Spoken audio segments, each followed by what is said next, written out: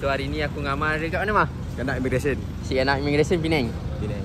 Ni kalau korang tengok, ramai gila tu. Ramai gila. Tapi dia berniaga kat sini je. Jom tengok apa best. Pesto satu. Ayam bawang Lepas tu, pesto. telur sotong bang. Ada bang. Telur sotong, lepas tu bagi kuah campur. Banjir. Banjir. Banjir. Pedas bang. Baik bos. Bang, sini dah niaga berapa lama bang? Agak-agak dah 3 generasi bang. 3 generasi. Daripada tahun? 1940 lebih bang. 1940 lebih. 49 lah. 49 eh? Ya bang. Dari zaman tu ni dah generasi ketiga dah. Ni kalau macam ni berapa ringgit bang? Lagu ni 18.5. 18.5. Apa nama nasi anak Immigration bang? Dulu punya kan immigration bang. Immigration. Ambil 14.5. Mak ambil apa mak? Ayam bawang pesto satu. Telur sotong. Kita ada bendi. Baru lengkap. RM20. RM20. Lan, berapa Lan? RM14. 14. Ni? 13.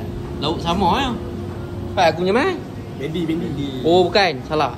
Apa dia? Tak ada. Ayam bawang. Inilah. Lembut. Tapi dia lebih daripada manis. Sekali. Semua kali. Okay, telur masin sikit. Dia ambil kat sini siap ada bawang goreng.